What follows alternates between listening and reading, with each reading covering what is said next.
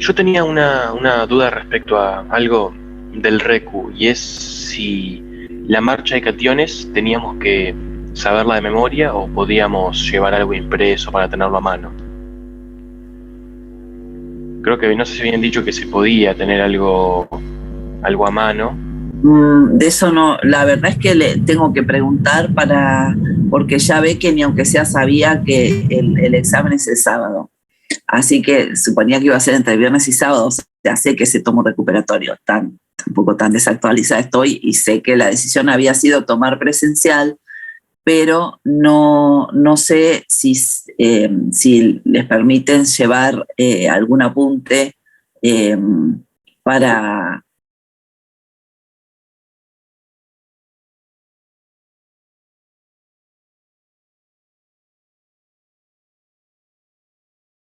que no sé. De eso no recibí ningún comentario, así que no le puedo decir nada. Está bien, gracias. Pero bueno, si no, tendrá que ejercer sus dones y virtudes para recordar las cosas, tratando de, obviamente, tiene una parte de memorización que no es menor, pero bueno, tratando de racionalizar las cosas lo más posible sobre la base de lo que ya sabemos de química inorgánica y las cosas que vamos aprendiendo de gravimetría y generalidades del análisis, y con todo ese combo tratar de más que algo memorístico, sea algo lo más racionalizado posible. Pero bueno, ya le confirmamos entonces. Averiguo y le digo. Profe, una pregunta con eso, porque yo siempre veo que le dan más importancia a las reacciones de precipitación y disolución, pero ¿pueden llegar a preguntar también de identificación? No, las de identificación no las preguntamos. Okay. Lo que pasa es que a veces, detrás de ese comentario, a veces hay una pequeña trampa, y es que a veces en los procesos de identificación es necesario hacer alguna instancia de separación. Entonces, si bien la reacción de identificación uno no necesita recordarla, no gastamos neurona en memorizar eso, pero a veces es necesario tener presente alguna cuestión del proceso, o sea, del acondicionamiento de los medios de la identificación, porque para poder separar efectivamente los cationes necesitamos hacer algo de eso. Por ejemplo, usted tenga en cuenta que los cationes del grupo 3, ¿sí?, a varios de ellos los identificamos sin separarlos entre sí. ¿Sí? Tomamos alícuotas en las que están los cationes en solución, y sobre esa alícuota hacemos la identificación del cobre o la identificación del manganeso o la identificación del cobalto, y no los estamos separando. Cuando la consigna del problema que nos toca resolver es separar los cationes, ¿sí?, aun cuando la identificación se pueda realizar con esos cationes todos presentes, ¿sí?, si la consigna es separar, vamos a tener que pensar un paso adicional para tratar de separar esos cationes, ¿sí? Si va a aparecer una pregunta así, va a ser algo que ustedes puedan manejar con algún reactivo común, ¿sí?, y probablemente asociado a algún procedimiento que esté mencionado dentro del grupo, ¿sí? Por ejemplo, en el grupo 3, lo clásico es tener que agregar hidróxido de sodio para separar a los cationes que son anfóteros y quedan en solución, como el aluminato y el zincato, ¿sí?, de los otros cationes que quedan precipitados, o a veces utilizar amoníaco, que permite dejar algunos hidróxidos precipitados y a otros que formando en solución, formando el complejo amoniacal, ¿sí? No suele salir la complejidad de eso. Pero hago esta aclaración, ¿sí?, porque, por ejemplo, en ese caso, si uno hace la identificación sobre una muestra en la que puede haber varios cationes, presentes y no es necesario separarlos, pero por ahí nos están pidiendo que los separemos. Entonces tenemos que contemplar algún pasito que por ahí puede estar mencionado en la identificación, ¿sí? Como es el caso de hacer esta separación en grupos para algunos cationes del grupo 3. En subgrupos digo para los cationes del grupo 3. ¿Sí? Así que, bueno, eso. Tengan sí presente los cationes a qué grupo pertenecen, cuál es el reactivo general de grupo, cómo se justifican las condiciones por las que se usa ese reactivo general de grupo. Tengan presente cuáles son las reacciones, como decía Martina, ¿no? Cuáles son las reacciones de formación de esos precipitados, cuáles son las reacciones de disolución de esos precipitados. Si tienen como en el grupo 2, ¿sí? Esos dos subgrupos que algunas especies se separan de las otras por formación de tiosales, tengan presentes esas reacciones y consideren, creo que la otra vez se los comentaba, que si una especie queda en solución formando una tiosal, no es una forma estable en la que después podamos proceder a hacer la identificación. Así que si ustedes tienen que acondicionar el sistema para una identificación posterior y les queda un catión en la forma de tiosal, tienen que sumar un par de pasitos más para esa tiosal, precipitar el sulfuro y disolver el sulfuro para que les quede el catión en solución o como oxo complejo, ¿sí? Como fuere, pero en una forma identificable, ¿sí? Y en los procesos y en la descripción de los procedimientos, obviamente no hace falta un detalle súper exhaustivo, pero sí mencionar algunas cuestiones generales, ¿no? De decir, no sé, si usan tioacetamida, mencionar que están usando tioacetamida, si pueden poner la reacción de hidrólisis de la tioacetamida mejor, si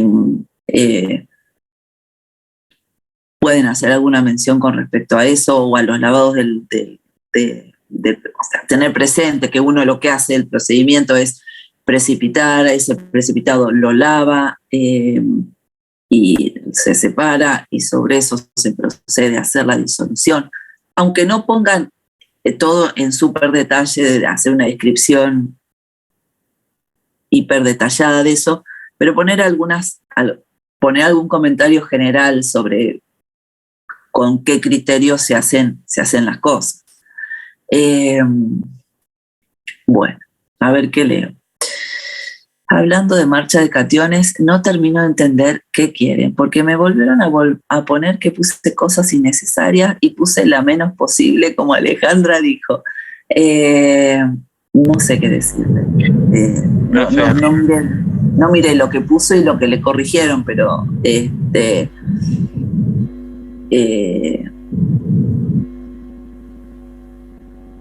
lo miro, si quiere, miro qué es lo que le corrigieron, a ver si la puedo ayudar con eso. Pero en principio tengan presente esto que les digo, ¿no? ¿Cuál es el reactivo general? ¿Cuáles son las reacciones de precipitación, de disolución? Mencionar mínimamente los puntos generales del procedimiento y, si pueden, preferentemente justificar las cosas que ponen.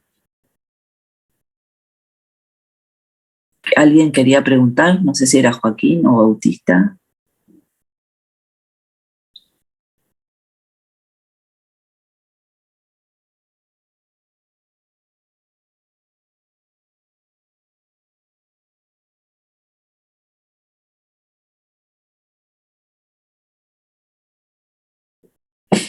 El 2B del parcial. Bueno, abro el parcial. ¿Cuál era el 2B? El 12 es el de gravimetría, ¿no? Profe, justo es el que yo te consulté anoche también. Ah, el que usted me consultó, sí, el del error. De los errores, ¿no? Sí, el del error. Bueno, en el del error, lo que tenían que calcular era algo simple. Tenían que considerar, esperen que abro el enunciado del examen.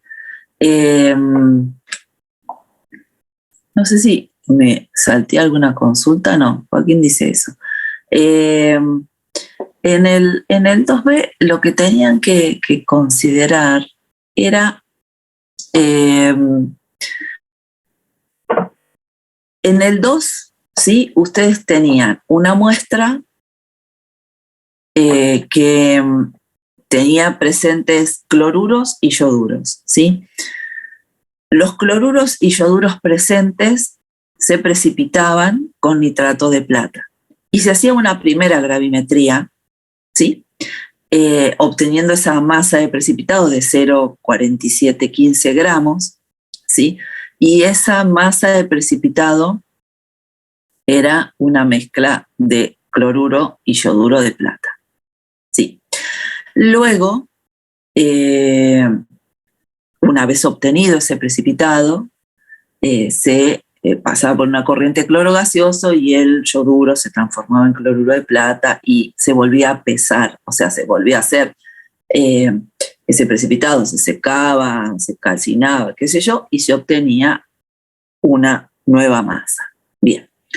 En el 2B les hablaba particularmente de la primera gravimetría, de la primera etapa en la que sobre la muestra se agregaba el nitrato de plata y se precipitaba el cloruro y el yoduro, dando esa masa de 0,4715 gramos. Y lo que les decía es, cuando se hizo esa gravimetría, ¿sí? Se registraron dos pérdidas, ocasionando error en el proceso. Una pérdida por solubilidad en las aguas madres, ¿sí? O sea, es uno de los errores clásicos que pueden aparecer en las gravimetrías, tener pérdidas por solubilidad, ¿sí? Y ahí engancho con algo que me preguntaba Pilar, que creo tenía que ver, si no estoy confundida, con si ahí influye en que el precipitado sea coloidal. En principio no, ¿sí? No influye que sea coloidal. En algunos casos, en muchos casos, los precipitados coloidales son precipitados muy insolubles, que tienen KPS muy pequeñas, ¿sí? Y que justamente como tienen una KPS tan pequeña, es muy difícil controlarles la sobresaturación relativa, porque al ser la solubilidad muy baja, difícil que podamos aumentar un poquito esa solubilidad para mejorar las propiedades del precipitado y nos queda un precipitado con tamaño de partícula muy pequeñito, ¿sí? Pero igualmente, sean coloidales o no, podemos tener pérdidas, los motivos pueden ser varios, podemos tener pérdidas de solubilidad en las aguas madres, ¿sí?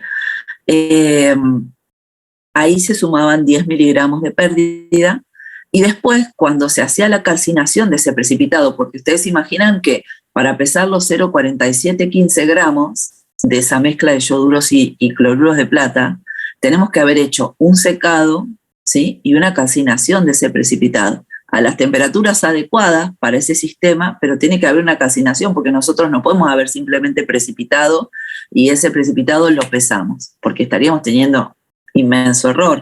O sea, ese precipitado, obviamente, antes de llegar a ese valor del 0,4715, ese precipitado se secó y se calcinó.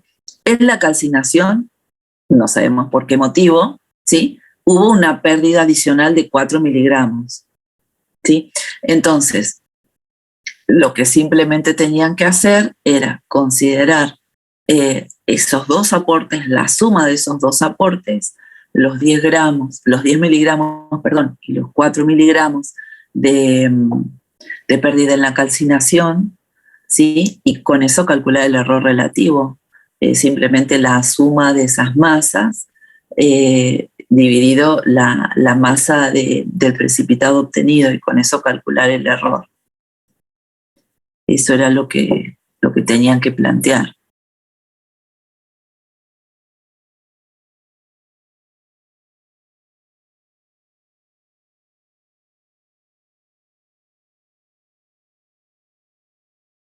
Los dejé sin habla. Bueno, Joaquín pudo por lo menos tipear a... Ay, era, perdón, pero me fui a calentar el agua del mate. Sí, ahí entendí. perfecto. Lo que pasa es que creo que yo tenía mal, o sea, cuando lo fui a hacer, creo que tenía mal como la ecuación que yo quería hacer para calcular el error. Simplemente el error relativo sería esos 14 miligramos dividido 0,4715%, si lo quiere expresar como un error porcentual.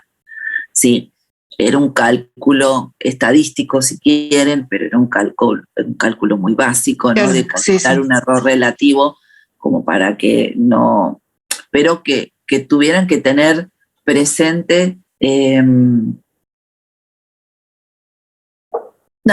proceso y entender que el error se sumaba en esas dos.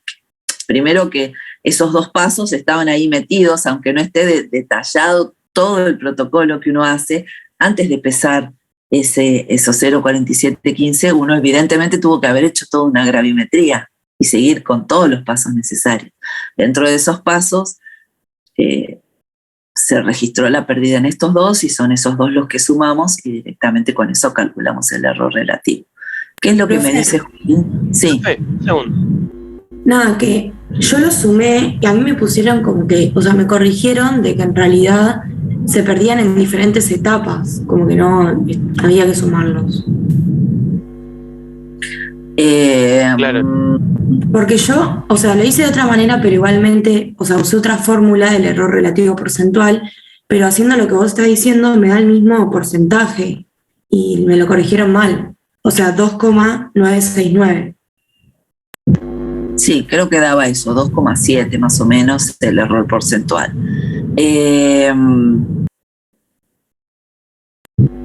Profe, a mí me por ahí pasó un error ahí en la corrección. Entonces, lo miramos. Bueno, su examen lo habíamos mirado. Así que sí, puede ser que ahí tenga, que lo haya hecho, eso lo tenga bien planteado y que tenga un error en la corrección. Después igual me pusieron como que también está restando pesos de diferentes especies y no entendí eso. No, eso de estar restando pesos de diferentes especies, eso no. Me pusieron Bueno, exactamente sí, lo mismo. tenemos dos especies involucradas, pero estamos considerando claro, las dos especies de plata y el de yodo. Y yoduro, por supuesto, están las dos especies, pero en esta etapa se hace una gravimetría conjunta, entonces no estamos considerando las pérdidas, digamos, de cada especie por separado, sino que se hace una consideración global porque es una gravimetría conjunta, ¿sí? Pero ahí no está claro el comentario que le pusieron. Eso no va. Se considera conjuntamente las dos especies. En este caso se consideran en forma conjunta la masa final y los errores no están diferenciados. O sea, esa pérdida por solubilidad es la pérdida por solubilidad de ambos precipitados, y la pérdida en la calcinación es la pérdida de ambos, y la masa final es la masa final de ambos. Así que ahí lo que se hace es una consideración conjunta. Si tienen, bueno, ahora ya me olvidé con mi memoria asquerosa, ya me olvidé exactamente lo literal que usted me leyó, pero no está bien ese comentario que le pusieron. Ahí hay algo, o yo lo estoy interpretando mal, o no, ahí hay algo que no va.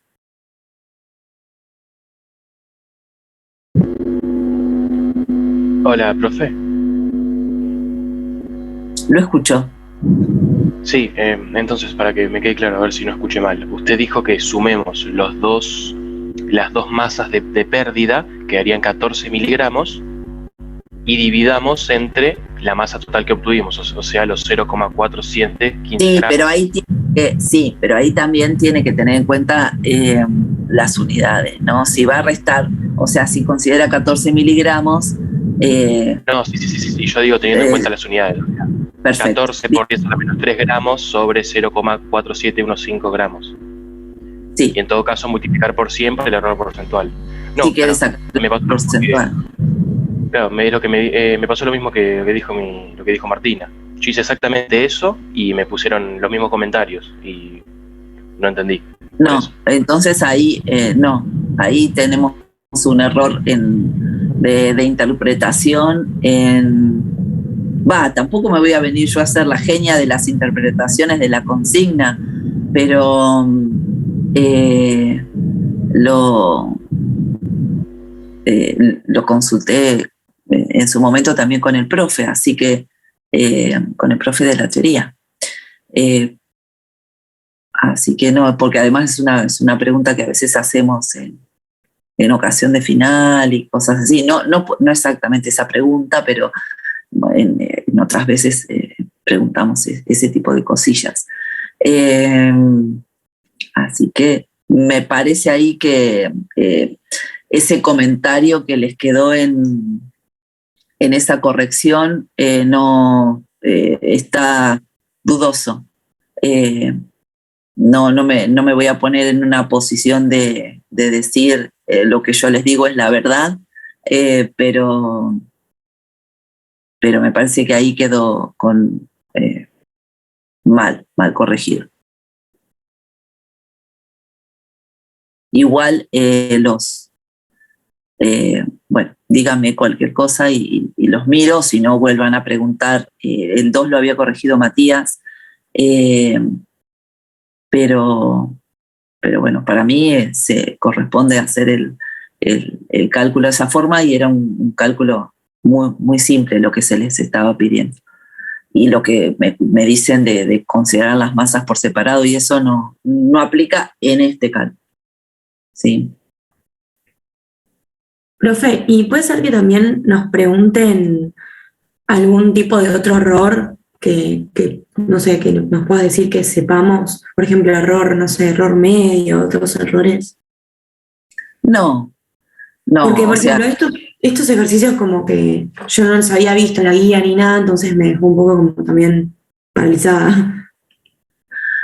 No, o sea, es probable igual no era muy complicado, que no había visto como tales, pero digamos que involucran conceptos muy generales. Y bueno, esto era simplemente el cálculo de un error relativo, pero que para pensarlo uno más o menos tenía que tener una idea de cuáles son las... Tampoco ve que la pregunta era más quizás de sentido común, pero igual ya ve que el sentido común no es tan común, porque tenemos dudas también con cómo quedó planteada la corrección y todo. Así que lo que parecía como que era una cosa como súper clara y súper directa, qué sé yo, acá estamos hace un rato debatiendo y la corrección no quedó clara y está en duda y qué sé yo. Así que ya no sé qué decirle, yo estoy un poco como desconcertada. Pero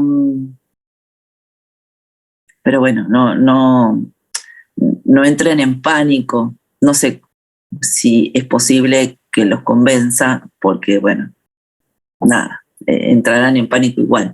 Pero no... A ver, preguntas de estadística no van a aparecer. Estas preguntas son como muy generales, ¿no? Que las cuestiones como muy tan generales aparecen enganchadas con tener presente los conceptos más básicos de la gravimetría. Pueden preguntarle cuáles son los errores. O sea, las preguntas que están asociadas a preguntas del cuestionario, ¿sí? Pueden aparecer. De hecho, seguramente aparece algo relacionado a las preguntas del cuestionario, ¿sí? Y en el cuestionario tenían una de las preguntas que estaba asociada a que ustedes pudieran enunciar cuáles eran los errores más clásicos. Bueno, no me acuerdo exactamente cómo estaba formulada la pregunta, pero cuáles eran los tipos de errores asociados a las gravimetrías. Y si bien uno tiene errores generales de cualquier procedimiento analítico, ¿sí? Hay algunos errores que son como clásicos o por lo menos los que con frecuencia necesitamos considerar para un procedimiento gravimétrico. Y tenerlos presente habla de tener presente cuáles son los puntos críticos de la secuencia general de una gravimetría, ¿sí? Si sabemos que las pesadas, no la pesada de la profesora, sino las pesadas que hacemos en la balanza son puntos críticos, bueno, ahí sabemos que podemos tener una fuente de error, y no solo el error instrumental de la medida en la balanza, sino también, por ejemplo, cuando hacemos la pesada final, que si no hacemos correctamente el procedimiento de secado, no solo de secado y calcinación, sino después cuando dejamos que se enfríe ese precipitado y hacemos la pesada masa constante, si no somos cuidadosos en ese proceso de dejar enfriar en un desecador para que ese sistema no absorba humedad, entonces tiene una base racional hacer el enfriamiento de esa forma y tomar la precaución de hacer la pesada final a masa constante. Las condiciones en las que hacemos la precipitación son condiciones, sabemos que también es crítica, son críticas esas condiciones. Tratamos de ajustarla lo más posible para que controlar la sobresaturación relativa y mejorar las propiedades del precipitado que obtenemos, pero también reducir las pérdidas por solubilidad, que es un error frecuente en la gravimetría que hay que evitar. Ajustar bien esas condiciones de precipitación para no tener pérdidas por solubilidad, no solo en el proceso de precipitación, sino en las etapas de purificación posteriores, cuando hacemos el lavado no tener pérdidas por solubilidad, en el proceso de digestión no tener pérdidas por solubilidad. Por eso, si el precipitado es coloidal, ajustamos las condiciones para tratar de que eso quede lo más coagulado posible y no tengamos pérdidas durante la filtración porque se peptizó el precipitado. Ese tipo de puntos centrales en el proceso, le echamos el ojo especialmente a esos puntos porque sabemos que pueden dar lugar a cometer errores, ¿sí? A tener pérdidas o por disolución, por precipitación incompleta o por disolución posterior a la precipitación, ¿sí? Por solubilidad posterior a la precipitación en los distintos procesos que emprendemos. También sabemos que durante el proceso de secado y de calcinación pueden pasar cosas, especialmente durante el tratamiento térmico de la calcinación. Por ejemplo, bueno, además de tener pérdidas por si la calcinación no se hace en forma correcta, podemos tener muchas veces, si hay presente papel de filtro, vieron que no siempre las filtraciones se hacen con papel de filtro, pero si estamos usando papel de filtro, ese digamos, material orgánico, cuando se calcina el carbono puede ser reductor y a algunos precipitados eso lo puede afectar, puede haber una reducción durante el proceso de calcinación. La llama, si da directamente sobre el precipitado, puede tener una acción reductora también. Puede haber pérdidas mecánicas o si no está ajustada bien la temperatura, puede haber una volatilización, un cambio estructural o lo que fuere que está, digamos, que es indeseable.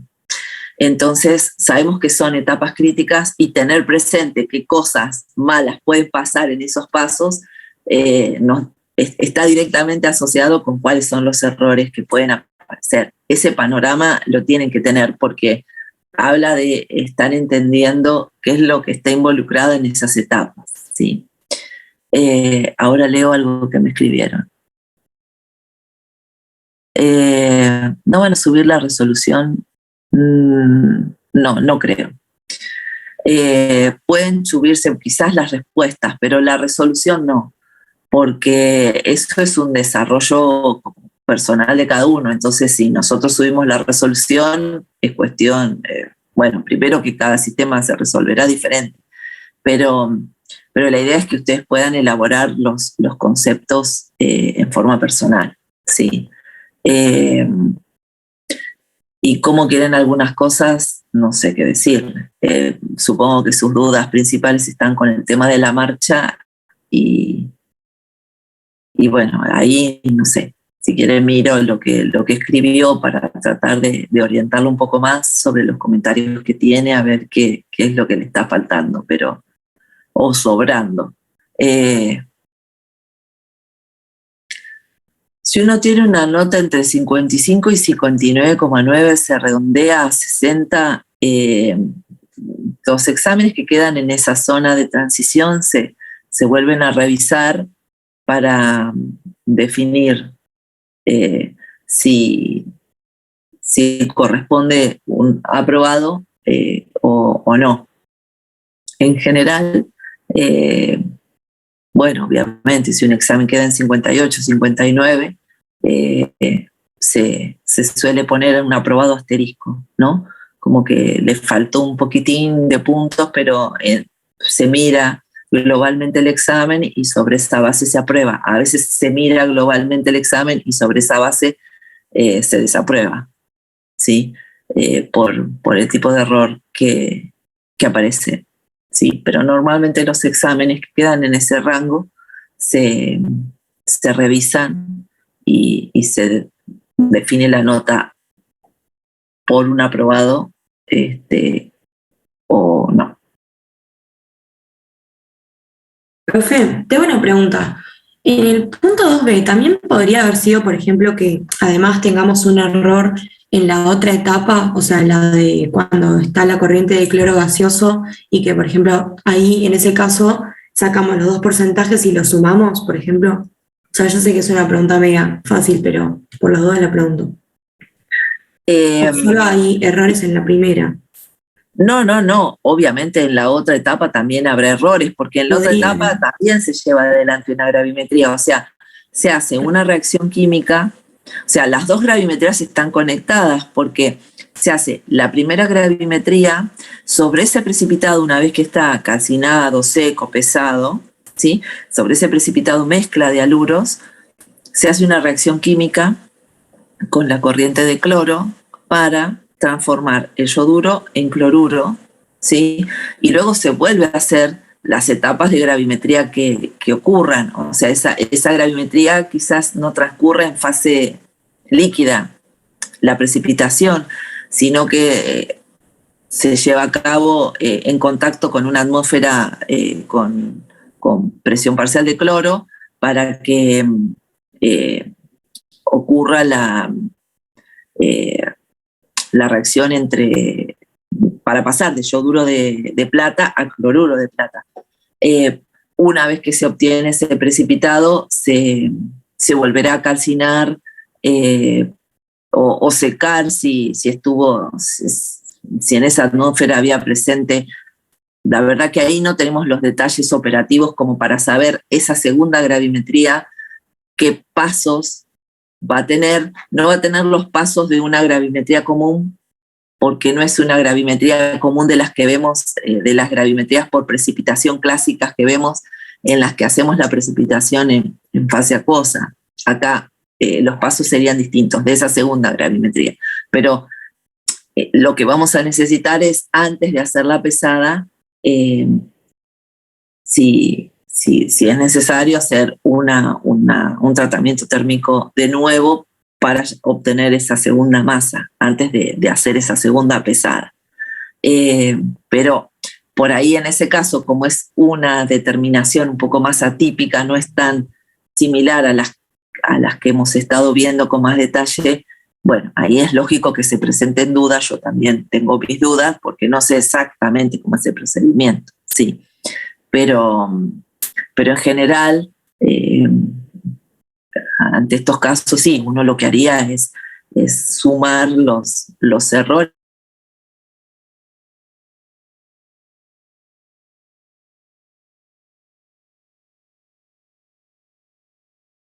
En el problema 2B, los errores eran por defecto, pero otro error clásico en las gravimetrías es la coprecipitación. Y a veces en la coprecipitación el error ahí es por exceso, porque uno está, además del precipitado que quiere obtener, están precipitando otras especies que no tendrían que precipitar, ¿sí? Y a veces nos pasaba cuando hacíamos la gravimetría de sulfatos, usábamos una muestra horripilante y daba súper mal. Pero a veces, o sea, si el procedimiento estaba bien hecho, nos daba una pureza desastrosa porque la muestra de partida que usamos muchos años era una muestra horrenda. Y a veces nos pasaba, ¿sí?, que cuando la gravimetría no estaba bien hecha porque habían tenido o pérdidas en el medio, problemas con la calcinación, etcétera, los errores se compensaban y les terminaban dando unos resultados súper buenos, pero era porque la gravimetría no estaba bien hecha. A veces puede pasar eso, ¿sí? En el sistema que aparecía en el problema 2B, los errores eran por defecto, pero también pueden aparecer otros errores por exceso, ¿sí? E incluso se pueden compensar a veces. De hecho, nos pasaba, nos daba un buen resultado, pero no era un resultado realista, era un resultado lleno de errores que se anulaban entre sí.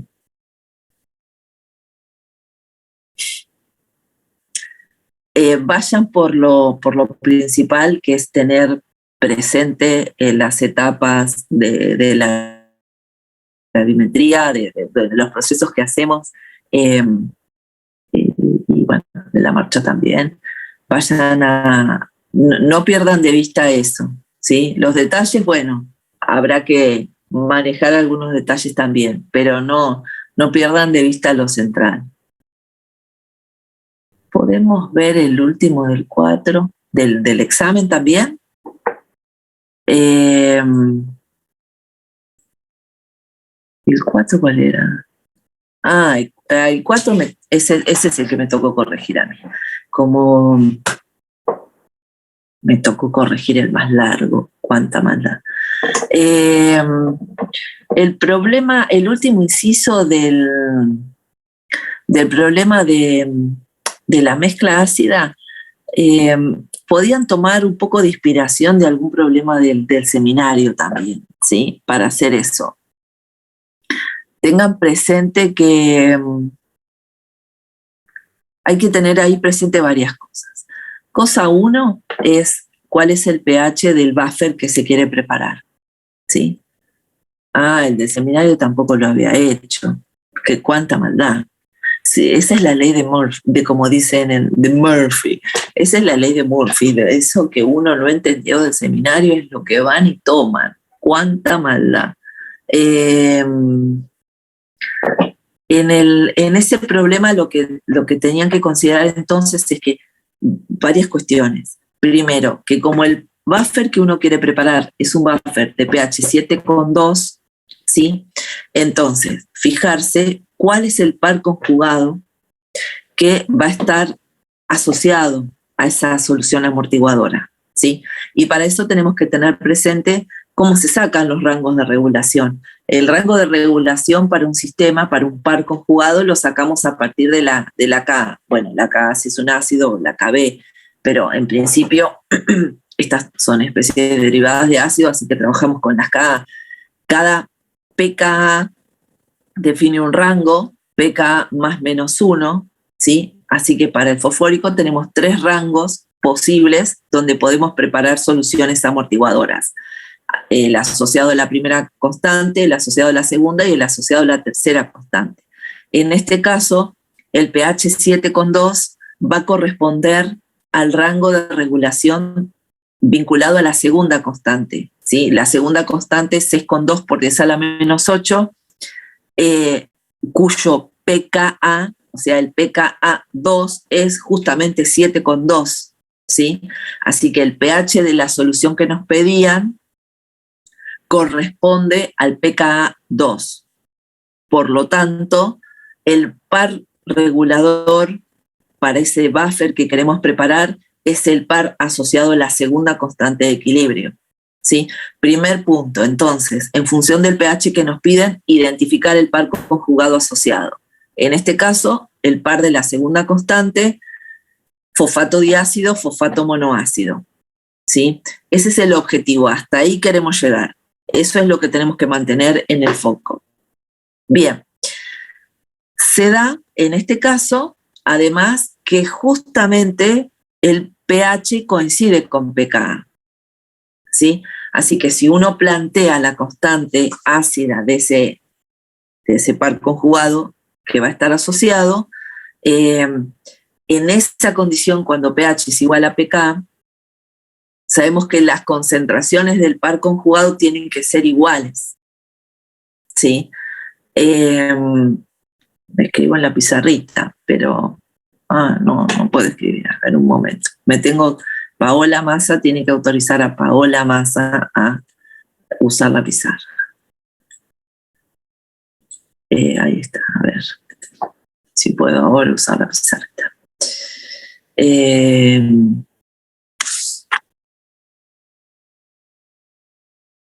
Entonces, ustedes quieren un pH 7,2, pKa2 es 7,2 y el pH del buffer es 7,2.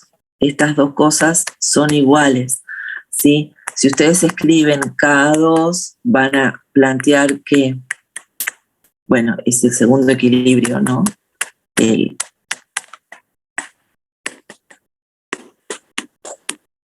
más protón, y acá van a tener esto y esto. Si estas dos concentraciones son iguales, les queda que esto es igual a esto, ¿sí? Si el pH que les dieran como dato no fuera exactamente el del pK, igualmente ustedes, sabiendo el pH, ¿sí? En estos equilibrios, ustedes saben que si conocen el pH, o sea, conocen la concentración de protones, les queda automáticamente determinada cuál es la relación entre ácido y base conjugada, ¿sí? Fíjense que para una constante cualquiera, si ustedes conocen, haciéndola acá obviamente, y si ustedes conocen cuál es el pH de la solución, o sea, conocen esa concentración de protones, el cociente que aparece en la constante les queda automáticamente definido, ¿sí? En este caso, bueno, el cociente de H, o sea, el fosfato monoácido y el fosfato diácido les queda 1, por lo tanto las dos concentraciones son iguales. Pero si a ustedes les dijeran que el pH, supónganse, es 6,8, ¿sí? 6,8 todavía entra dentro del rango de regulación eficaz de este sistema, de este par conjugado, que es pKa más menos 1. Esto define un rango que va desde 6,2 hasta 8,2. Entonces, si a ustedes le dijeran que tienen que preparar un buffer de pH 6,8, ¿sí? Aunque no se cumple justo la condición de que el pH es igual a la segunda constante, ¿sí? Igualmente ese pH pertenece a este rango, de modo que va a estar dado por el par, por este mismo par, ¿sí? Y en ese caso, ¿cómo sacamos la relación entre la concentración de fosfato diácido y fosfato monoácido? Y bueno, uso Ka2, planteo esta misma ecuación, ¿sí? Pero para un pH, para pH 6,8, entonces ustedes van a saber que la concentración de protones es, no tengo la cara,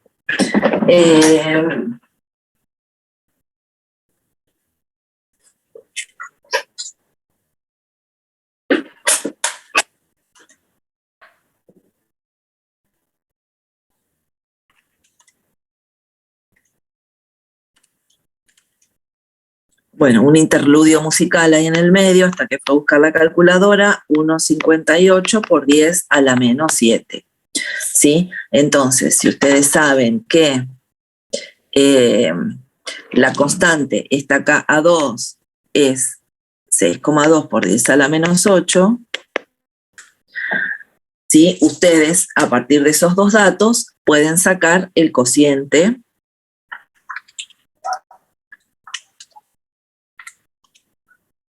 ¿sí? Si no lo calculé mal, entonces esto me da 0,39 a este cociente.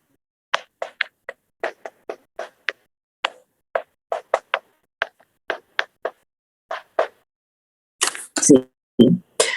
¿Por qué necesitamos conocer ese cociente? Porque ese es el objetivo al que queremos llegar, ¿sí? Esto que escribí acá abajo, entonces es para un caso hipotético, no es para el caso del problema, ¿sí? Para el caso del problema del examen, la condición era esta, ¿sí? Pero les quería mostrar que para otra condición distinta, igualmente uno puede llegar a qué relación tiene que haber entre las concentraciones del par conjugado que buscamos, ¿sí? Entonces, primer objetivo, definir cuál es el par conjugado que buscamos. Segundo objetivo, en función de ese pH que quiero obtener, cuál es la relación entre las especies del par conjugado que buscamos, ¿sí? Y una vez que tenemos esas dos cosas, hay que definir algún otro detalle más, ¿sí? Antes de ponerse a hacer los cálculos. ¿Y cuál es el otro detalle más? Fíjense que en este problema, creo que en el problema del seminario era similar, nos dicen que queremos preparar 500 mililitros de una solución y que le vamos a agregar de la solución amortiguadora de pH 7 y que tenemos que calcular cuánto hidróxido de sodio sólido le vamos a agregar, ¿sí? Entonces, lo que necesitamos tener en claro es que la solución la vamos a preparar agregando. Para preparar este buffer, lo que vamos a agregar son 500 mililitros de la muestra 3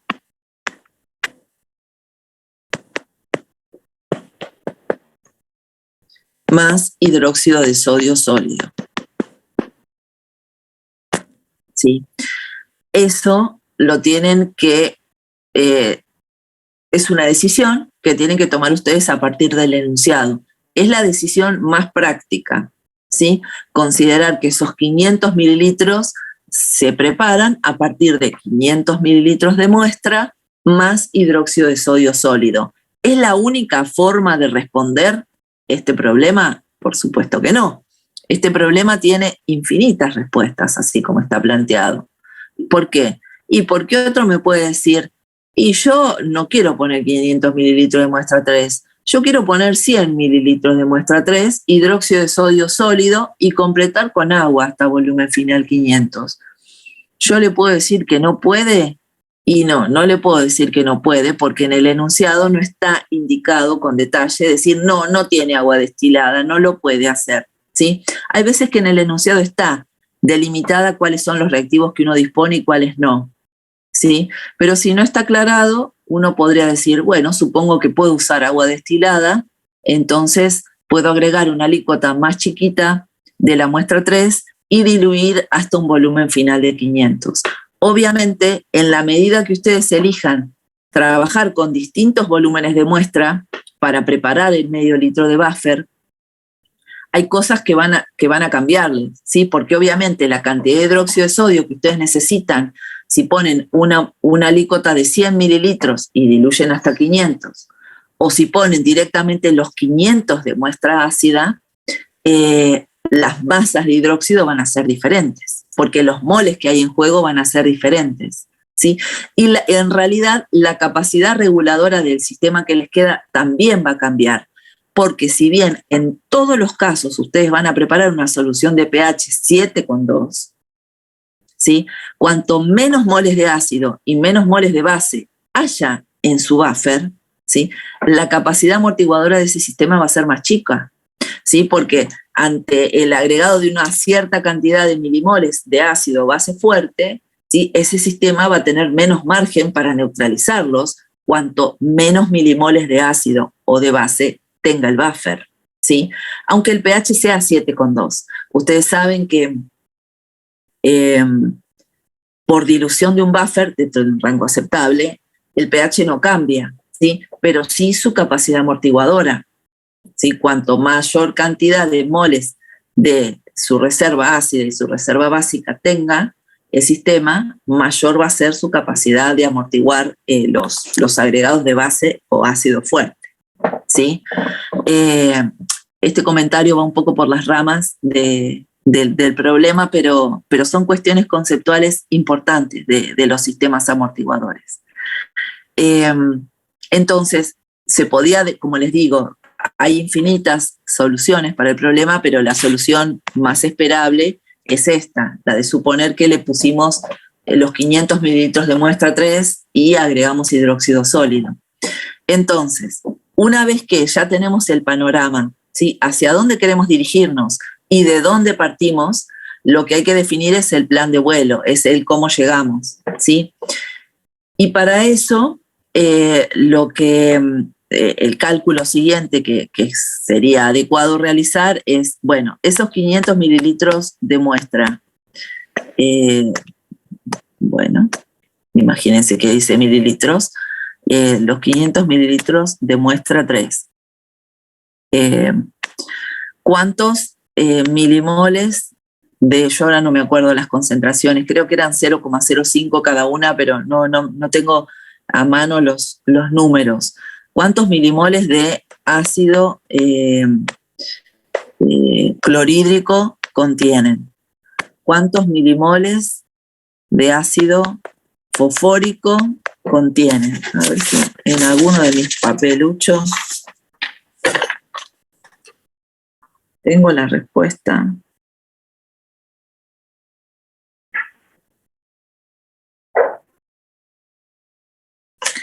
Sí, acá encontré.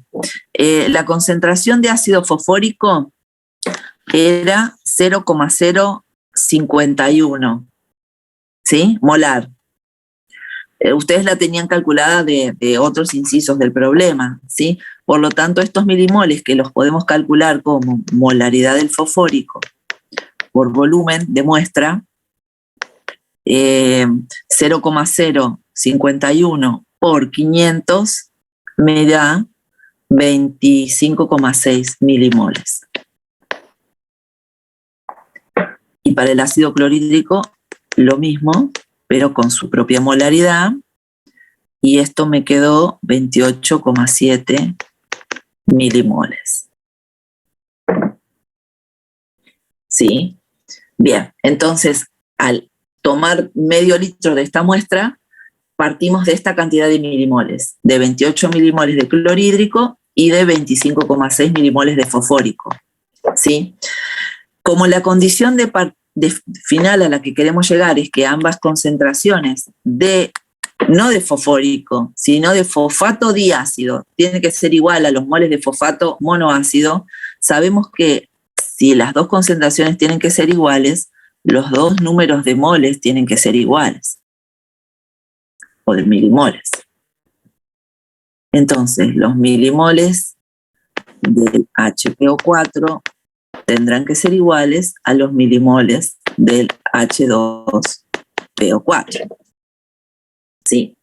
Entonces, para que nuestro sistema llegue a esta condición, en que los milimoles de estas dos especies sean iguales, ¿qué va a tener que pasar? ¿Cuánto hidróxido voy a tener que agregar? Y bueno, voy a tener que agregar suficiente hidróxido para cargarme completamente el ácido clorhídrico. ¿Sí? Esta reacción va a tener que ser completa.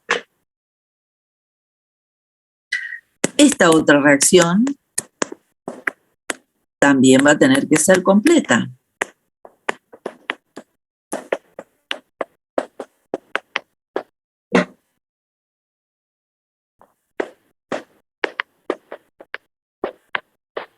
Esta también completa. Y la que sigue, acuérdense que es conveniente que las neutralizaciones de los ácidos polipróticos las vayan haciendo protón por protón. Esta segunda neutralización del ácido fosfórico no va a tener que ser completa. ¿Por qué? Y porque yo quiero que esta quede a la mitad. ¿Y por qué? ¿Qué me dicen? ¿Por qué la última neutralización tiene que quedar a la mitad? Y para que te queden las mismas cantidades de ambos. Exacto, porque ahí es a donde quiero llegar. Yo quiero que los milimoles de fosfato mono sean iguales a los de fosfato di, ¿sí? Así que esta tendrá que quedar incompleta. Vamos a poner parcial, que es más corto que incompleto. Esta va a tener que ser parcial y además, en función de esta condición, sabemos que esta neutralización tiene que quedar a la mitad. ¿Sí? Entonces, fíjense que de hacer este análisis de qué cosas tengo, qué cosas me tengo que sacar de encima en forma completa o en forma parcial, es que vamos a poder calcular cuántos milimoles de hidróxido de sodio tengo que agregar, ¿sí? Voy a tener que agregar primero 28,7 de hidróxido de sodio seguro para sacarme del medio todo el clorhídrico. Después tengo que agregar 25,6 más de hidróxido de sodio para sacarme del medio todo el fosfórico. Y después tengo que agregar la mitad de 25,6 milimoles de hidróxido más para neutralizar a la mitad el fosfato diácido. ¿Sí? Entonces, de este paso, demandamos 25,6 milimoles. No, 25,6 no. ¿Cuánto era? Acá lo tengo ahí escrito. 28,7 milimoles de hidróxido de sodio. De este paso, le sumo 25,6 milimoles de hidróxido de sodio más. Y de la última etapa, que ya no tengo dónde escribirlo, ¿sí? Le sumo 25,6 dividido 2. Lo voy a escribir por acá arriba.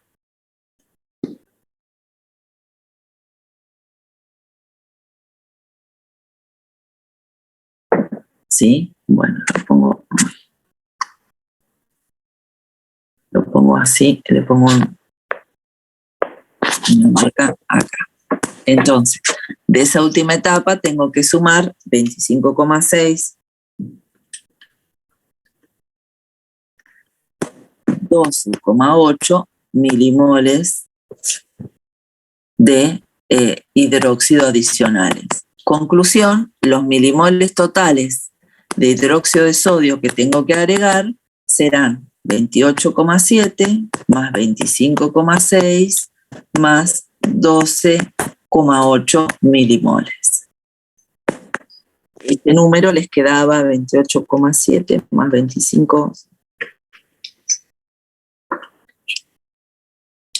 67,1. Y a partir de esos milimoles, ustedes pueden calcular fácilmente cuál era la masa, que era cerca de 2 gramos. ¿Sí? Para este último paso, ¿sí? Este último paso, lo que tenemos en cuenta es esto, ¿sí? Lo voy a plantear en otra hoja para no estar sobrecargando esta hoja, ¿sí? Sí. Si sabemos que los milimoles de esto tienen que ser iguales a los milimoles de esto, ¿sí? Sabemos que una vez que neutralizamos completamente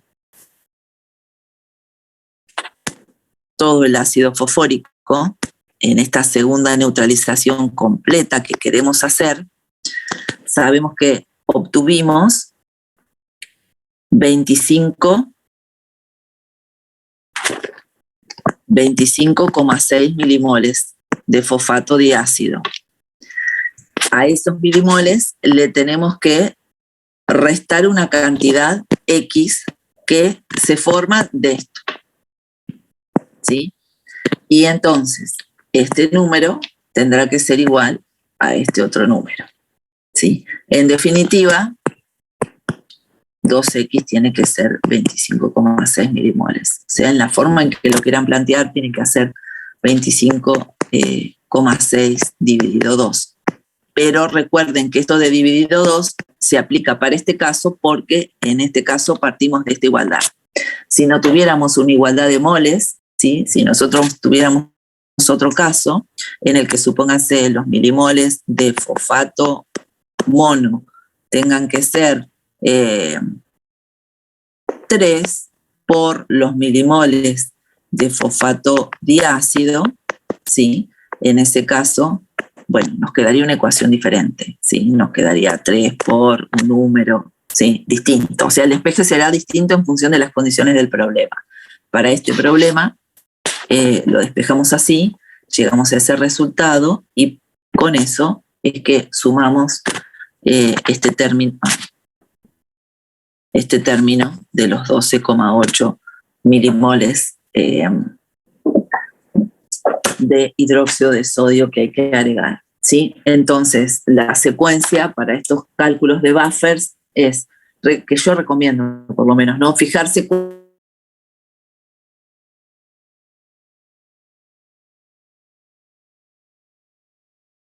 concentraciones del par conjugado que quiero, ¿sí? Cómo conformo ese buffer, ¿sí? Si le tengo que agregar agua destilada, si le agrego un sólido, si mezclo dos soluciones, bueno, pensar ahí cómo tiene que venir eso y después ir pensando, ir planteando cuáles son las neutralizaciones necesarias para llegar al objetivo, ¿sí? Que tengo que ir, qué especies tengo que neutralizar en forma completa y qué especies quedan neutralizadas en forma parcial para llegar a la condición final que quiero en ese buffer, ¿sí? Bueno, esa es una de las formas posibles de encarar el problema, ¿sí? Bien, bueno, ustedes me dicen si con esto oscurecí, aclaré o bueno, si pasamos a otra duda.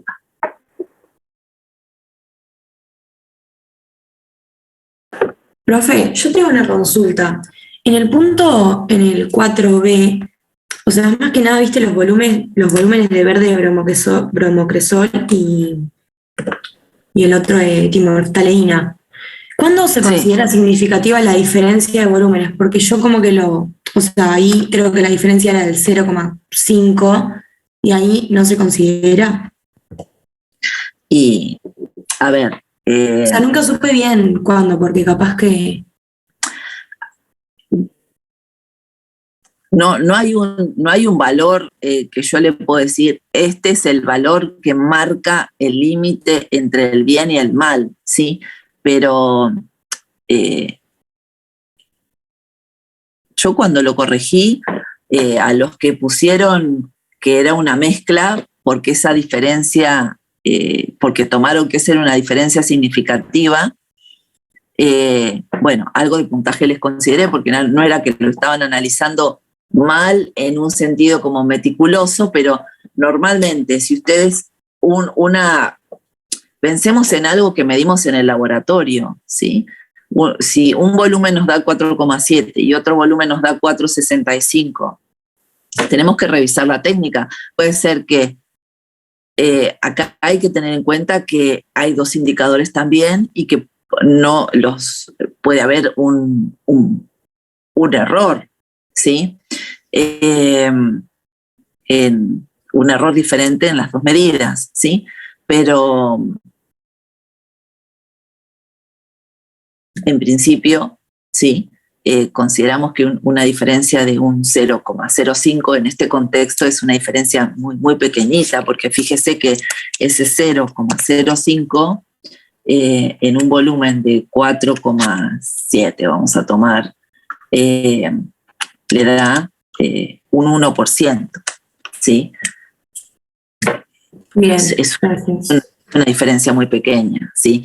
Una diferencia de un 1%, si quiere, no es el criterio, pero una diferencia de 2, 3%, son diferencias muy pequeñas que uno diría, bueno, y no, asumo que los dos son el mismo volumen, ¿sí? Igual nada que no se pueda discutir, ¿sí? Si usted me dice, yo considero que esa diferencia, por cómo están medidos esos dos volúmenes, esa diferencia en mi contexto es significativa, entonces, perfecto, será una mezcla, ¿sí?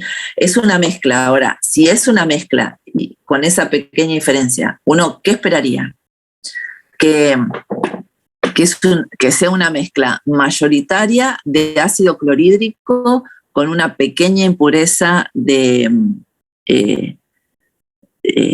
ácido fosfórico, que sea una mezcla mayoritaria de ácido fosfórico con una pequeña impureza de ácido clorhídrico. ¿Qué podría decir uno de las cantidades relativas de uno y otro componente, si lo considera que eso es una mezcla?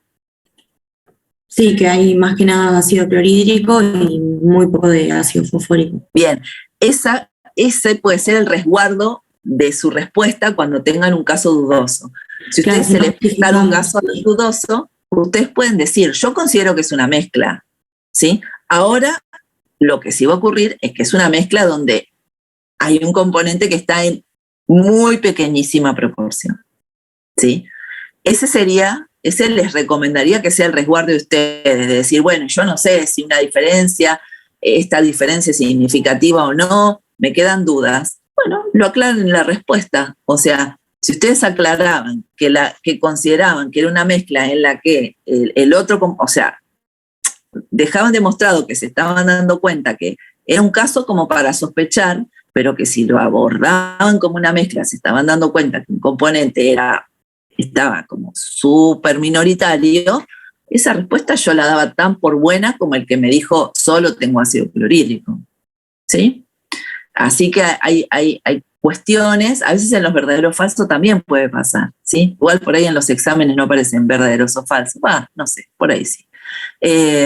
Pero a veces puede ser la respuesta verdadera o falsa en función de cómo ustedes enfocan ese enunciado y cómo hacen la justificación. Así que también eso, considérenlo ustedes como resguardo para sus respuestas.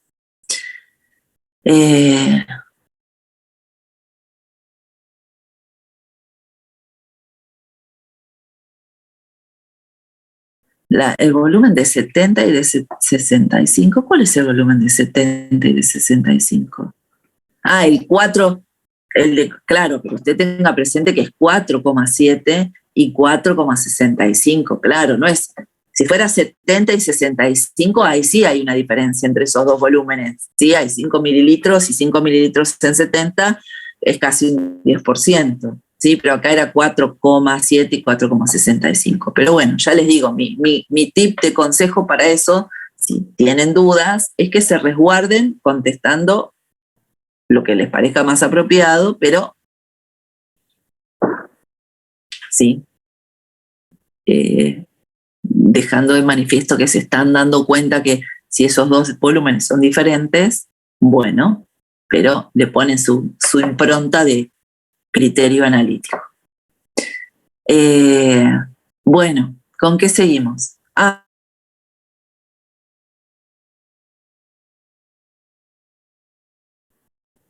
¿Cuál era el 4A? No me va a decir que es el de preparar el hidróxido de sodio, pero será posible. Sí, calcule el título de la solución de hidróxido de sodio y explique por qué estas soluciones no son patrones primarios. ¿Qué ventaja tiene preparar soluciones diluidas a partir de... Bien, ¿qué decimos ahí? ¿Cómo preparar, cómo calcular la concentración? En eso creo que no deben tener dudas, ¿no? Profe, una consulta. Sí, ahí yo había puesto 0,1 porque en realidad el resultado me dio 0,100 y entonces ahí como que vos me pusiste solo una cifra significativa para el resultado. Ahí habría que poner el 00 también. Sí. Ok. Sí.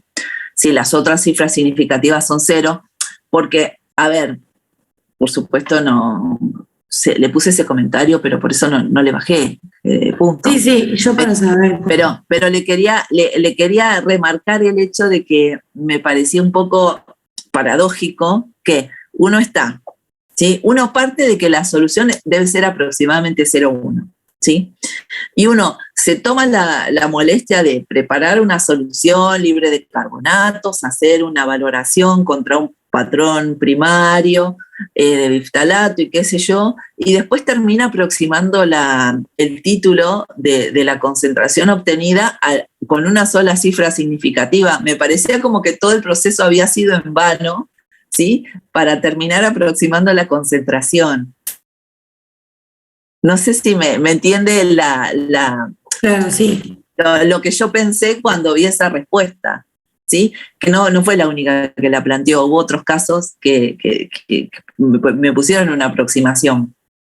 Claro, pero como que también pusiste que tenemos que usar la exacta y no la aproximación, pero era como lo mismo también. Igual en la cuenta le iba a dar lo mismo, ¿sí? Claro. Pero si no es como que uno hace todo en balde, porque nos tomamos toda la molestia de preparar bien la solución, de valorarla contra un patrón primario, y después no vamos a hacer todo ese show para expresar la concentración con una sola cifra significativa, ¿sí? Podemos debatir si va con 3, si va con 4, pero dejarla con 1 es como nada, a mí me dolió un poco en el corazón, pero no porque les fuera a cambiar, numéricamente no les iba a cambiar la respuesta, ¿sí? Quería que se detuvieran un minuto a pensar eso, ¿sí? ¿Para qué hacemos todo el procedimiento? ¿Sí? Así que no porque les fuera a cambiar el resultado. Y en ese caso, si les daba 0,10, 0,1000, bueno, entonces la forma correcta de expresarlo sería así, 0,100.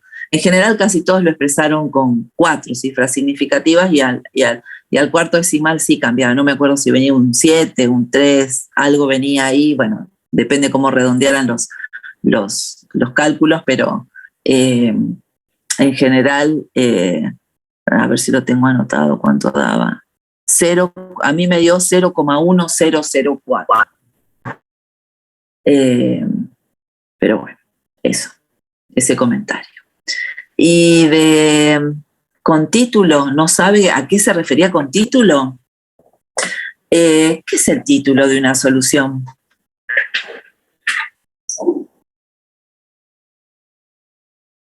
Está asociado con la palabra titular, ¿sí? Sería la concentración. Claro. El título de una solución es la concentración, y por eso titulamos, porque titulamos para sacar, para conocer cuál es esa concentración, ¿sí? Así que título en química analítica es sinónimo de concentración. Esa palabra lo desconcertó, igual aunque uno no sepa exactamente, bueno, es exactamente lo mismo. Sí, cuando usamos la palabra título nos referimos a la concentración de la solución. Sí. Igual, Joaquín, si tiene esas dudas las puede preguntar en el examen. Hacen preguntas más comprometedoras y esa pregunta no la hacen. ¡Qué cosa terrorífica! Bueno, la concentración la sacó y me engañó porque yo pensé que usted estaba sacando el título y sacó la concentración. Así que se lo di por bueno, ahora le voy a restar puntos. ¿Le daba miedo? Bueno, no, hace bien en tener miedo. Bueno, entonces, sacaban el título, la concentración del hidróxido de sodio, ¿sí? Y bueno, sí, es inevitable tenerle miedo al recu, pero bueno, traten de, bueno, lo que están haciendo, revisar los errores, tener lo más en claro posible las cuestiones conceptuales y bueno, allá vamos.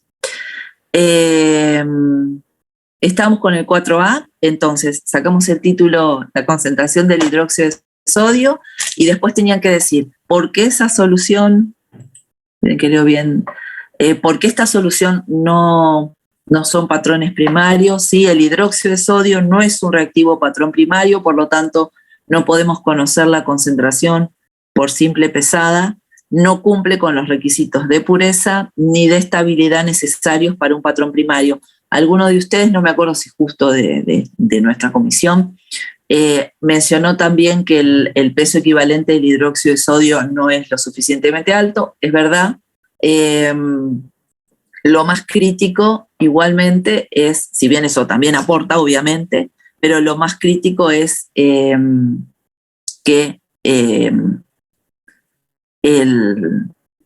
ni la pureza ni la estabilidad de ese reactivo nos permiten que sea como patrón, que se comporte como patrón primario. La justificación no es, algunos, no sé si alguno de ustedes, pero varios pusieron que no es patrón primario porque lo valoraron contra una especie que es patrón primario, ¿sí? Ahí están medio como en un círculo en el que no están justificando, ¿sí? Porque está bien, sí, la solución es un patrón secundario porque está estandarizada contra un patrón primario, correcto, pero ¿por qué tenemos que estandarizarlo contra un patrón primario? Porque no cumple con los requisitos de patrón primario. ¿Y por qué no cumple con los requisitos de patrón primario el hidróxido de sodio? Porque tiene sus caprichos, ¿sí?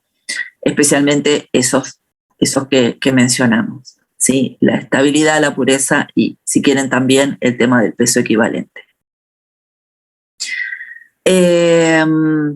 ¿Por qué no es estable? Más que nada por dos cuestiones, ¿sí? Sabemos que el hidróxido se carbonata fácilmente expuesto al dióxido de carbono de la atmósfera y se hidrata, ¿sí? Es higroscópico, absorbe agua también. Así que no. La estrategia de preparar soluciones libres de carbonatos a partir de una solución concentrada de hidróxido de sodio es la estrategia más adecuada para este caso, ¿sí? Hay otras formas de preparar la solución, pero la forma más segura de preparar una solución libre de carbonatos es hacerlo a partir de una solución Sorensen, una solución concentrada de hidróxido, ¿sí? Ahí, no sé si justo fueron ustedes, pero ahí observé que en algunos casos me pareció que no tenían en claro cómo es el procedimiento. Lo que hacemos es preparar una solución 50% de hidróxido de sodio. En esa condición de alta concentración de hidróxido de sodio, el carbonato de sodio, que normalmente es una sal soluble, ¿sí? A muy altas concentraciones de hidróxido de sodio, el carbonato de sodio precipita, ¿sí? Entonces, sí, nosotros preparamos una solución con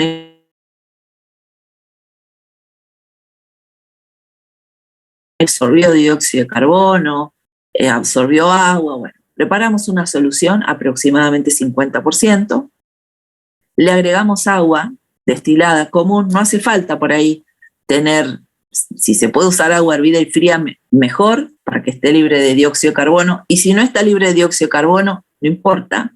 ¿Por qué? Porque los carbonatos que se formen en esa solución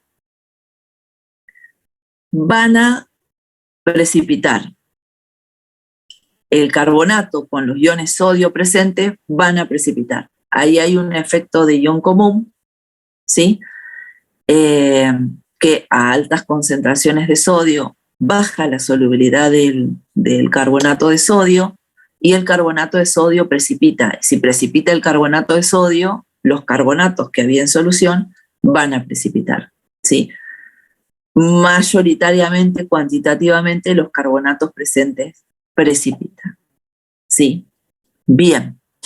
Entonces, ¿qué es lo que hacemos? De la solución sobrenadante, tomamos una alícuota, ¿sí? nos aseguramos entonces que eso al decantar el sobrenadante, la solución no queda con carbonatos disueltos, porque cuantitativamente los carbonatos que estaban en solución precipitaron como carbonato de sodio. Entonces, si nosotros tomamos una alícuota de esa solución y usamos agua libre de dióxido de carbono disuelto para diluirla, entonces vamos a poder preparar una solución de hidróxido de sodio que no tenga carbonatos. No tiene carbonatos, ¿por qué? Porque el agua que estoy usando para diluirla, no, me ocupé de que no tenga dióxido de carbono disuelto, ¿sí? Estoy tomando las precauciones para no incorporar más dióxido de carbono, y la muestra de hidróxido de sodio concentrada que estoy usando no tiene carbonatos, ¿sí? Entonces es como que por ninguna vía le estoy dando entrada al carbonato a la solución que quiero preparar, ¿sí? Pero no es, en algunos casos me pareció que lo estaban entendiendo mal, como que uno prepara una solución Sorensen y un pequeño, o sea, el volumen que corresponde de solución Sorensen en pequeño, y que esa solución que uno prepara se diluye. Y en realidad uno prepara un volumen más grande, lo deja decantar y de ahí toma una alícuota y esa alícuota la diluye hasta el volumen que sea necesario para preparar el volumen de solución de hidróxido de sodio diluido que necesita. ¿Sí? Así que bueno, ese es el cuento. Uno puede preparar hidróxido de sodio, patrón secundario, simplemente por pesada, pesando el hidróxido de sodio y diluyendo con agua tratada para que no tenga dióxido de carbono disuelto, pero no es una forma tan segura de preparar una solución libre de carbonatos, ¿sí? La estrategia más recomendada es esta de preparar una solución Sorensen, ¿sí? Y es clave ahí tener presente por qué una solución Sorensen da como resultado una alícuota de hidróxido de sodio concentrado que no tiene carbonatos disueltos, ¿sí? Porque los carbonatos a esa concentración de sodio precipitan, ¿sí? Así que ese es el cuento con el problema, con el inciso 4A.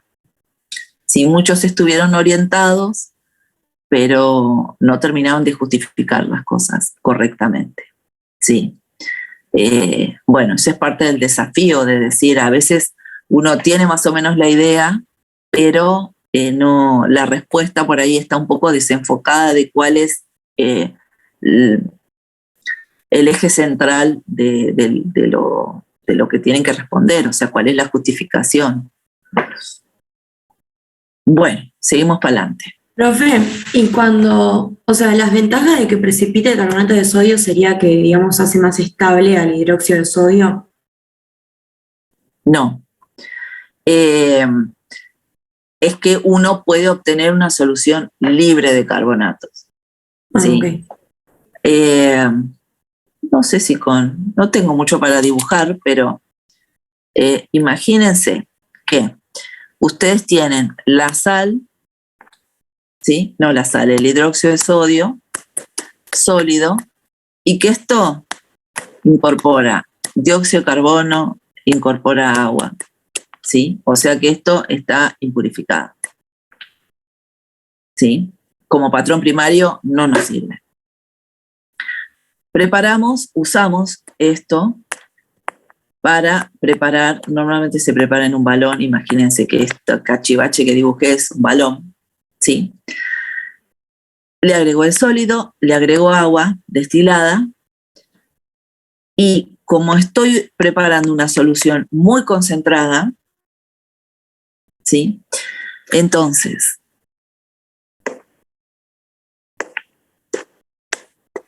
puede precipitar esto, ¿sí? Si ese dióxido de carbono, si ese hidróxido de sodio estaba contaminado con dióxido de carbono, el dióxido de carbono con el hidróxido de sodio forman carbonato de sodio, ¿sí? Ahí en el medio hay una reacción entre esto más esto, para formar esto, ¿sí? Como estamos en una condición en la que hay gran exceso de hidróxido de sodio, el dióxido de carbono no pasa a bicarbonato, sino pasa directamente hasta carbonato. Entonces, el carbonato de sodio en una solución normal estaría disuelto, ¿sí? Los carbonatos estarían en solución. Entonces, si esta solución no fuera concentrada, tendríamos los carbonatos dando vuelta acá, los oxidrilos dando vuelta acá, los sodios dando vuelta acá, y no se forma un precipitado en una solución diluida, ¿sí? Pero en este caso, que tengo una solución concentrada, todos los carbonatos que podían estar en solución precipitan. Entonces, en solución solo me quedan los oxidrilos y, bueno, obviamente los iones sodio. ¿Sí? Los carbonatos que había en solución precipitan. Obviamente va a haber menos oxidrilos, sí, o sea, esa concentración va a ser inexacta, ¿sí? Por eso se necesita que después uno la valore la estandarice, ¿sí? Pero acá hay en juego dos cosas. Hay en juego que no conozco su concentración exacta, pero además que puede tener una impureza. Entonces, quiero combatir los dos problemas, ¿sí? Para combatir el problema de que la concentración no la conozco exactamente, lo estandarizo contra un patrón primario. Pero para combatir el problema de que tiene la impureza de carbonatos, ¿sí? Trabajo en esta condición de la solución Sorensen para que todo el carbonato que estaba en solución precipite. Entonces, lo que a ustedes les va a quedar es un sobrenadante que no va a tener carbonatos y el carbonato precipitado. Entonces, si ustedes toman una alícuota de la solución,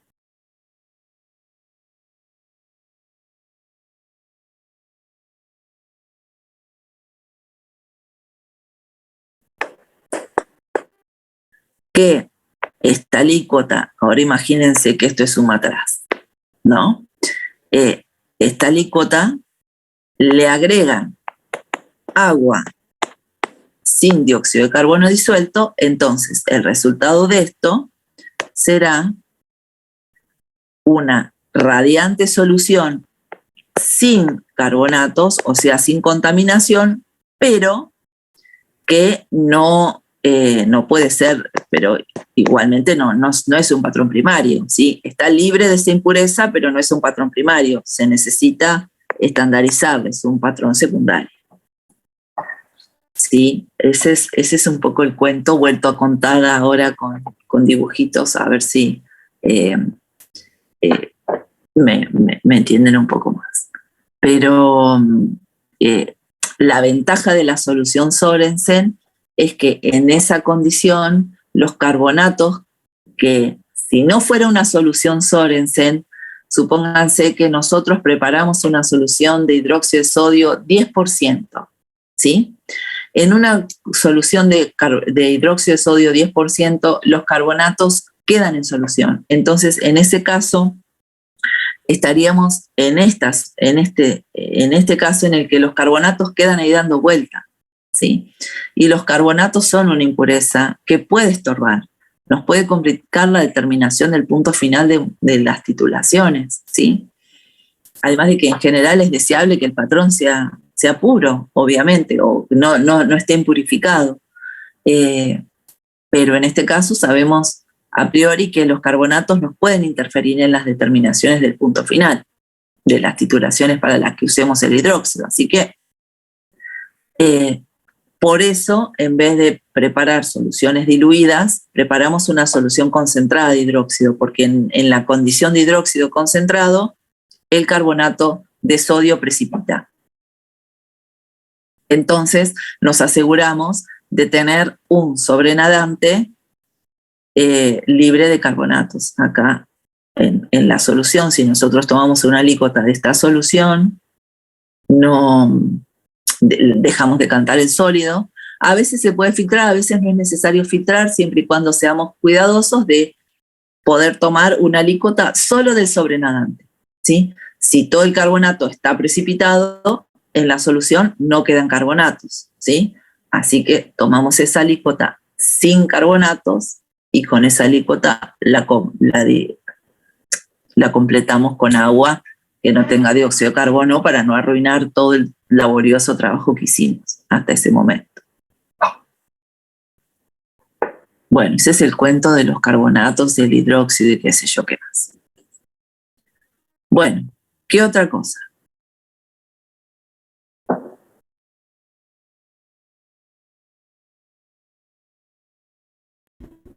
Hola, profe. ¿Cómo le va? Sí, quería preguntar una cosa sobre el 4C.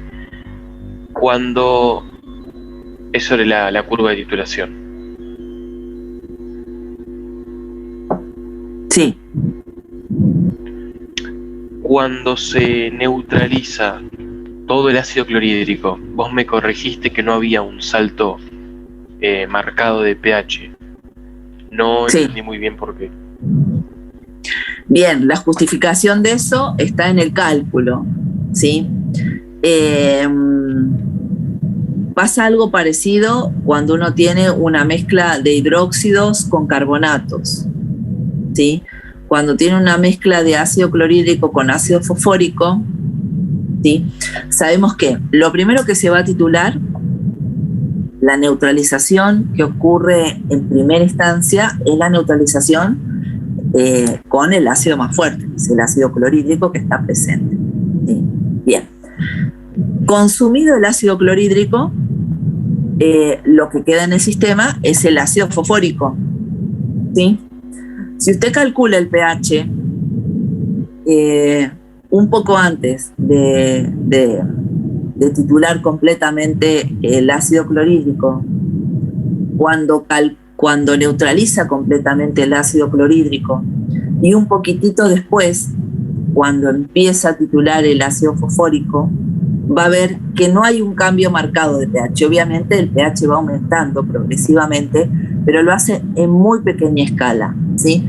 Porque esos protones del ácido clorhídrico, ¿sí?, al consumirse completamente, dan lugar a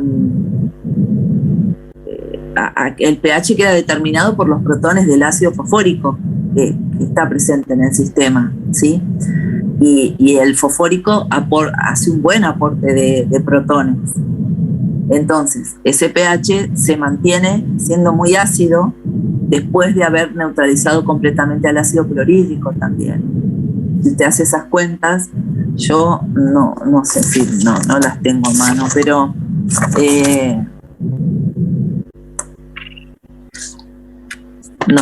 no tengo esos cálculos a mano como para decirle cuánto dan los pHs, pero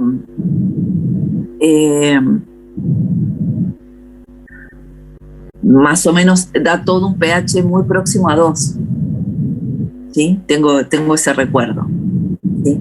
Entonces, ¿qué ganancia? Si cuando usted, digamos, a volumen cero de titulante, cuando tiene la mezcla ácido clorhídrico, ácido fosfórico, ¿cómo calcula el pH de ese sistema?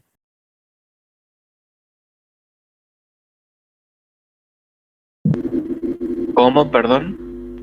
Cuando tiene al principio de la titulación, antes de haber agregado nada de titulante, ¿sí? Solo tiene ácido clorhídrico y ácido fosfórico. ¿Cómo calcula el pH de ese sistema?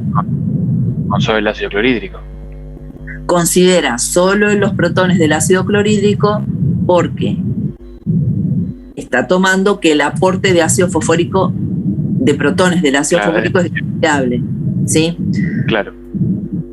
Bien, frente al aporte de protones del clorhídrico. Bien, sí. Ahí hay un juego que tiene que ver con que el ácido fosfórico es un ácido débil, pero también con el principio de Le Chatelier.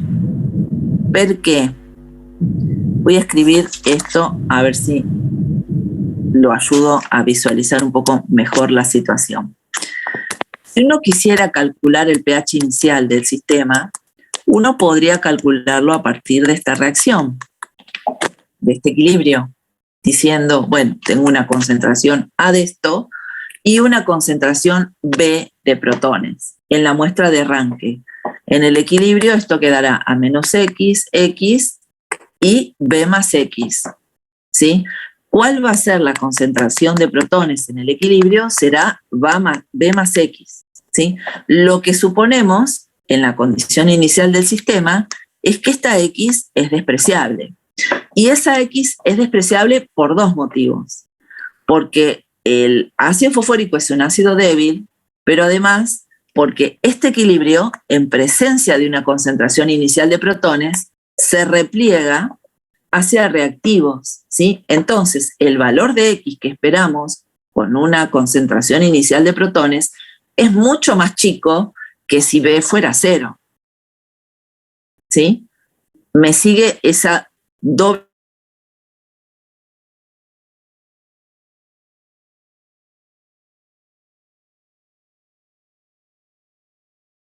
que la concentración de protones viene, como usted me dijo, viene dada por el aporte del ácido clorhídrico. Sí. Un poquito antes de neutralizar completamente el ácido clorhídrico, el panorama va a seguir siendo este. Lo que pasa es que a medida que uno va titulando el ácido clorhídrico, este valor de B va disminuyendo, ¿sí? Si B va disminuyendo, puede ser que la X ya no sea tan despreciable, ¿sí?